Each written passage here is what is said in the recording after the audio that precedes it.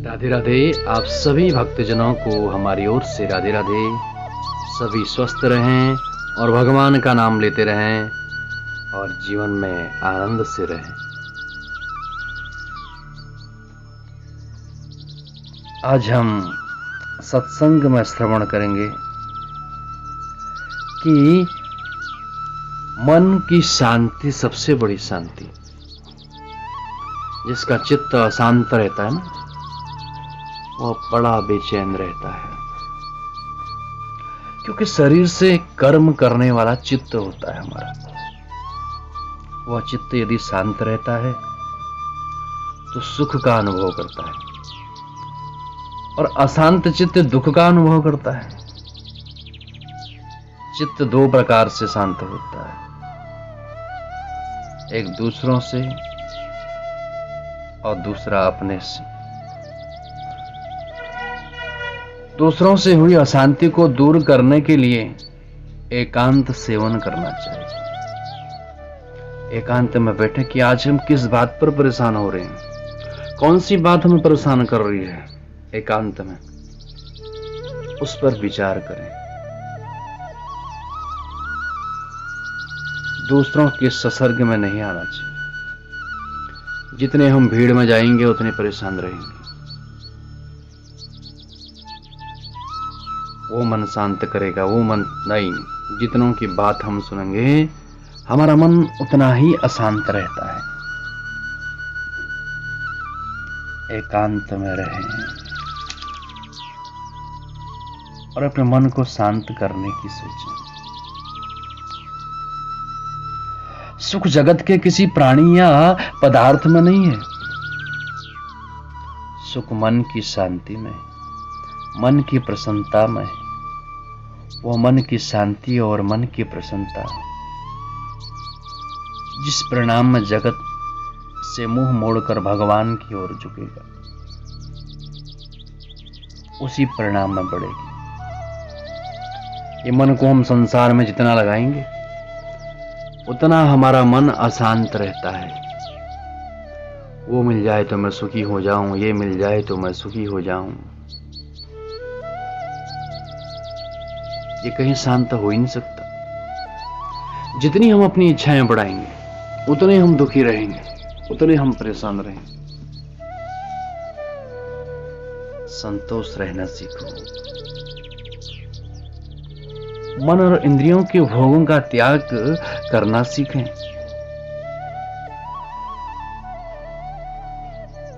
और बेकार कभी ना बैठें।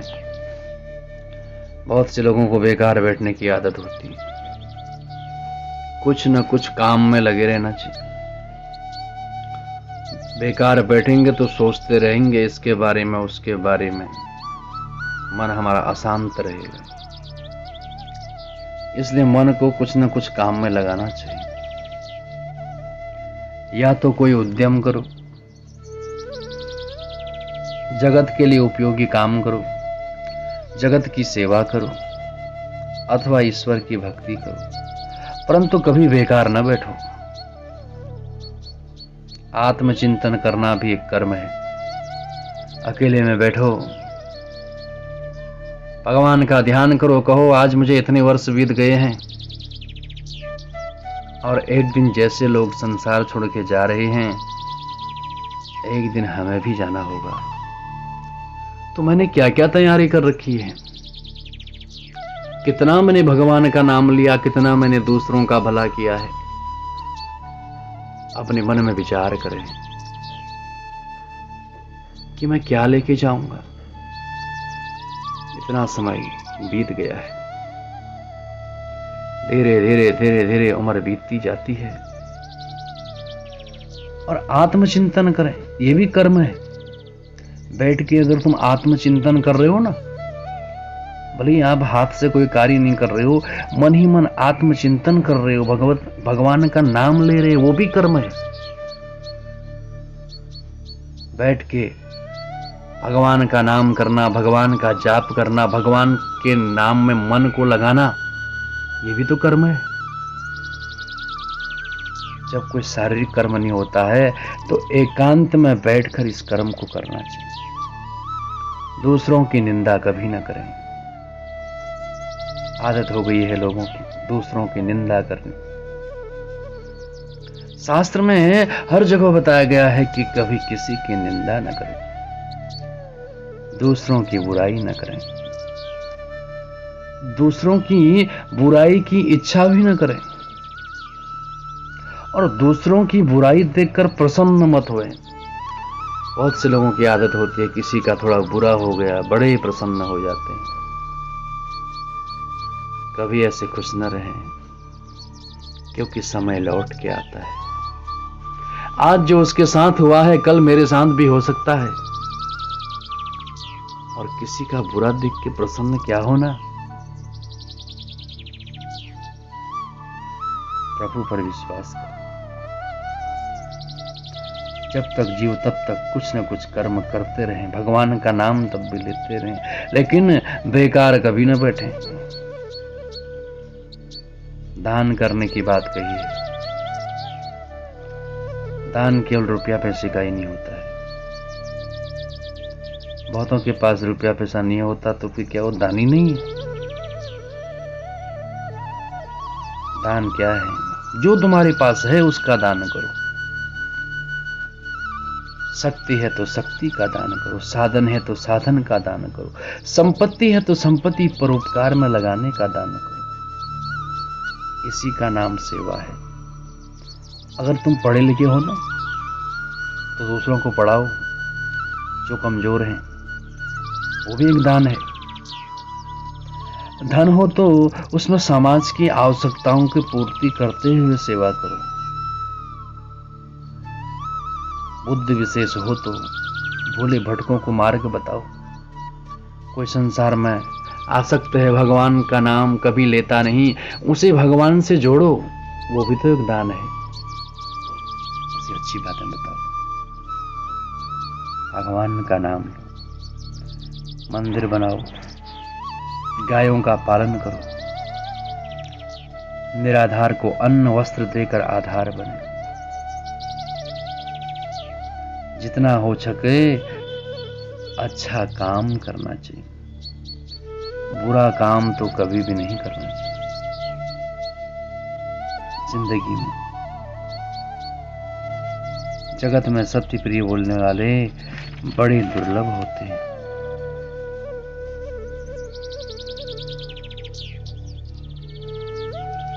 मन के शांत हुए बिना सुख नहीं होता है। शरीर की सारी क्रियाओं को देखो, समस्त क्रियाओं का कर्ता तो मन है। देखो, मन से अगर हम अपने को सुखी मानेंगे ना तो हम जिंदगी भर सुखी हैं। मन से अगर हमने अपने आप को दुखी मान लिया तो हम जिंदगी भर दुखी हैं। मन के हारे हार हैं, मन के जीते जीत, मन ही मिलावत राम से मन ही करत भजी।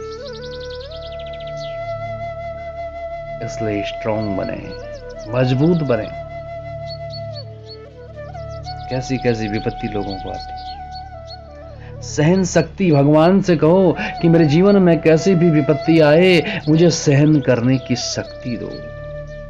भगवान को आधार बनाओ और इस मन को भगवान से जोड़ो। ये मन मजबूत कब बनेगा? जब हम सत्संग सुनेंगे। मन परिवर्तित होता है सत्संग को सुनने से। सुख दुख का अनुभव करने वाला ये मन होता है। मन के बिना कुछ भी अनुभव नहीं आता। सुख के लाखों और करोड़ों साधन मौजूद हों, परंतु यदि मन में अशांति है तो वो सारे साधनों में सुख नहीं होता है। हमारे पास गाड़ी है, बंगले हैं, रुपया है, पैसा है, बहुत कुछ है, सारे संसाधन हमारे पास जुड़े हुए हैं। यदि हमारा मन दुखी है तो कुछ नहीं। मन को समझाओ, क्योंकि मन ही सब, मन की अशांति ही दुख का कारण होता है।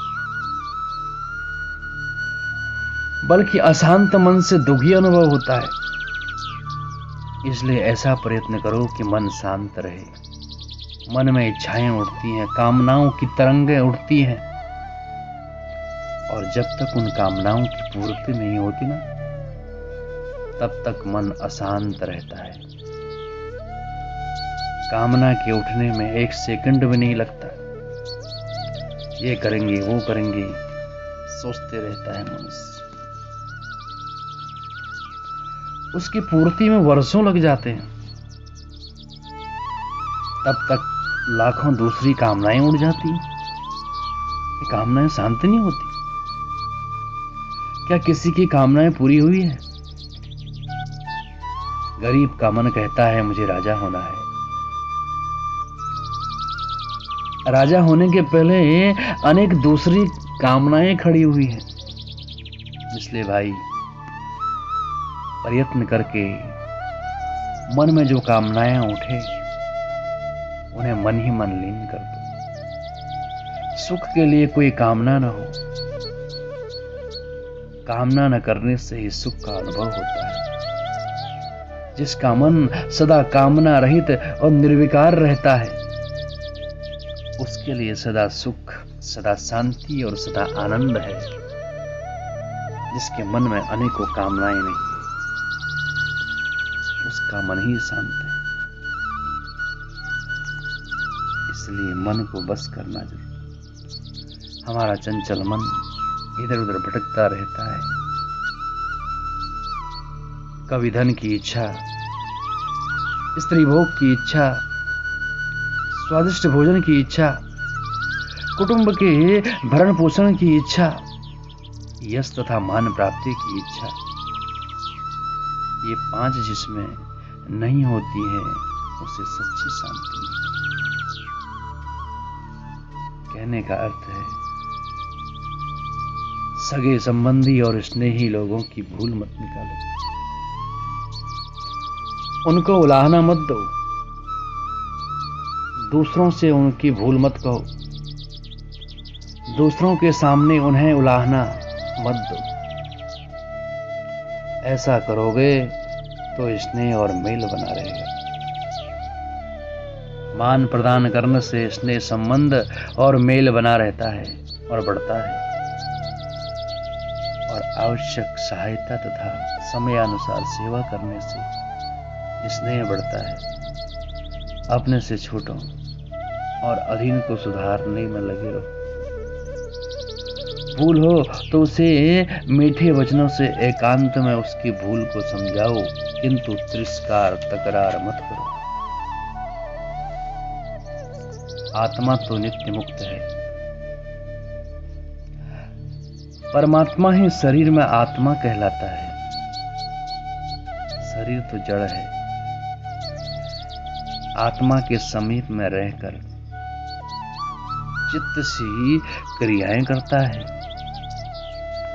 आत्मज्ञान मनोनाश तथा वासना से हुए बिना मोक्ष कभी नहीं होता, ऐसा शास्त्र कहते हैं। आत्मज्ञान के बिना पूर्णतः वासना का नाश नहीं होता है।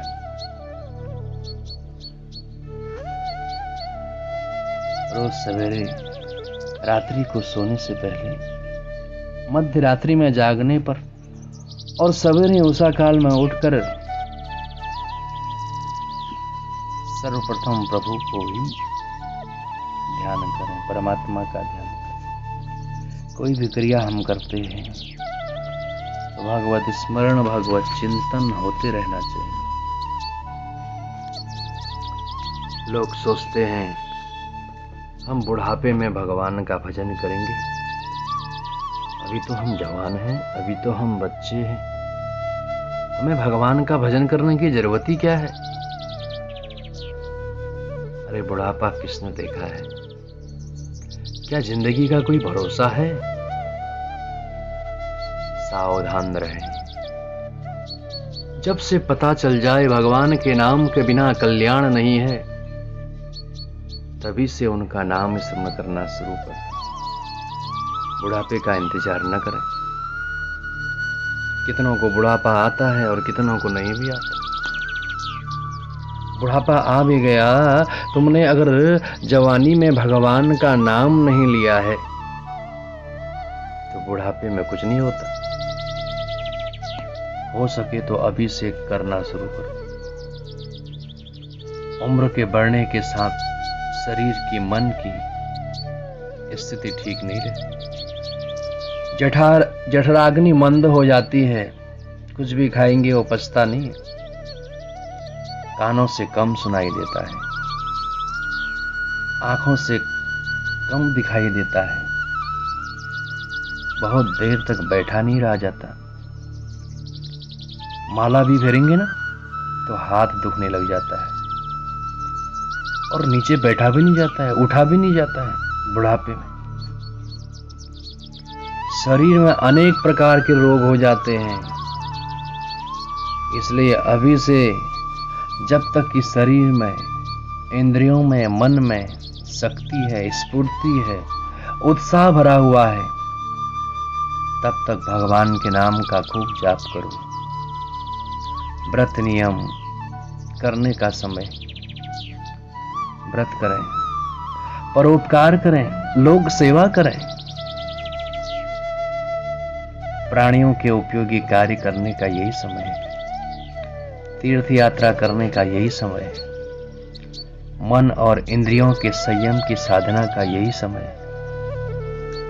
भगवान की भक्ति और सत्संग का यही समय है। सद्गुणों के धारण करने का, दृढ़ करने की इच्छा कर। ध्रुव जी ने छोटी उम्र में प्रभु को प्राप्त किया। भक्त प्रहलाद ने भी छोटी उम्र में प्रभु को प्राप्त किया। इसलिए जब से जानकारी मिल जाए प्रभु नाम के बिना कल्याण नहीं, भगवत नाम के बिना कल्याण नहीं, तभी से भगवान का नाम शुरू कर देना चाहिए। बुढ़ापे का इंतजार नहीं करना चाहिए। अभी अगर भगवान का नाम लिया है तो बुढ़ापे में भी तभी निकलता है। अगर जवानी में, बचपन में हमने भगवान का नाम नहीं लिया तो बुढ़ापे में तो निकलेगा ही नहीं। मन चंचल है ना, और जवानी की, बचपन की बातों को याद करते करते बुढ़ापे में रोता है। इसलिए अभी से हरि चिंतन करो, भगवान का चिंतन करो। मुक्ति के लिए साधना करने का ये समय है। ऐसा समय आएगा जब आंखें अंधी हो जाएगी, कान बहरे हो जाएंगे, घर में कोई नहीं पूछेगा, कोई कहा नहीं कहेगा। भूख बहुत लगी पर खाया नहीं जाएगा, अगर खाओगे तो पचेगा भी नहीं। बुढ़ापे में कोई बात ही नहीं करना चाहता है, बुढ़ापे में कोई पास बैठना भी नहीं चाहता है। तुमसे कुछ होगा नहीं और दूसरे कहा करेंगे नहीं, कोई गिनेगा नहीं, चिढ़ाएंगे। बुढ़ापा बड़ा दुखदाई होता है। इसलिए जवानी से प्रभु का नाम लें। परिवार के लोग तिरस्कार करते हैं और पास में पैसा भी नहीं होता है। पास में पैसा नहीं है तो फिर दान पुण्य भी नहीं होगा, तब तीर्थ कहां से होगा।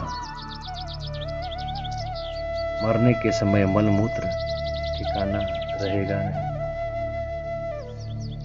होश रहेगा नहीं, सन्निपात हो जाएगा, न बोलने योग्य बातें मुंह से निकलेंगी, कुछ पहचानने में नहीं आएगा, मन बेचैन हो जाएगा, कंठ में कफ की घरघराहट होने लगेगी। इस समय सशक्त अवस्था में यदि भगवान की आराधना की हुई होगी, सुकृत किए होंगे, भगवान को अपना कर भगवान की अनन्य शरण ग्रहण की होगी, तो बुढ़ापे में भी भगवान का नाम निकलेगा। इसलिए भगवान का नाम खूब स्मरण करते रहें। जब मौका लगे तभी परोपकार के काम करते रहें, दूसरों का भला करते चलें, कभी किसी की बुराई न करें। सगे संबंधी तथा इस संसार एवं संसार के भोगों से मन को हटाकर उसे भगवान में लगाएं। यह अवसर मिला है, मनुष्य जीवन एक अवसर मिला है, इस अवसर को हाथ से न जाने दें। ऐसा समय फिर दोबारा नहीं आएगा। उठें, जागें, सोए नहीं, भगवान का नाम लें, स्मरण करें। कल्याण के मार्ग पर कमर कसकर डटे रहें। प्रभु का ध्यान करें, भगवान का स्मरण करते रहें, नाम जप करें, नाम ध्यान करें, भगवत सेवा करें। मनुष्य शरीर बार बार मिलता नहीं। तुम्हें भगवान ने धन दिया है तो दान पुण्य करो, लोकहित के काम करो, धन को परोपकार के लिए व्यय करने लगो। धन तो नित्य पूछता है कि मैं जाऊं, तुमने उसे जकड़ रखा है, वो जाने के लिए व्याकुल हो रहा है। तुम खर्च नहीं करोगे तो वह नजर बचाकर बाहर निकल जाएगा। वो किसी के यहाँ स्थिर नहीं रहता है, तुम्हारे यहाँ भी नहीं रहेगा। तुम न खर्च करोगे तो तुम्हारे वारिस उस धन को शराब, जुआ, सट्टा, दुराचार, ऐशो आराम में खर्च कर दें, जिससे तुम्हें क्या फल मिलेगा? यह तुम विचार कर देखो। वैद्य, डॉक्टर आदि के पास जाओ, चोर, डाकू आदि इत्यादि, व्यापार बंदे घाटा होगा। धन तो आता है जाने के लिए, इसलिए तुम अपने हाथों से अच्छे कामों में उस धन को खर्च करें। ये करने से भी पाप दूर होते हैं, परिवार के लोगों में अच्छे संस्कार पड़ेंगे, तुम्हारे यहाँ सज्जनों का आना जाना होगा और सबसे अंश से संस्कार पड़ेंगे। कुछ न कुछ निमित्त खड़ा करके धन सत्कर्म में खर्च करो, तुमको और तुम्हारे परिवार को सुख होगा। धन खर्च करना भगवान के लिए, कीर्ति के लिए न खर्च करो, कामना के लिए न खर्च करना। एक ही क्रिया भगवान के भेद से बिल्कुल दूसरा फल प्रदान करती है। कीर्ति के लिए खर्च किया हुआ धन कीर्ति दे सकता है और न भी दे सकता है, परंतु वही धन भगवत प्रीत्यर्थ शुद्ध भाव से खर्च किया जाए तो उससे भगवान अवश्य प्रसन्न होंगे।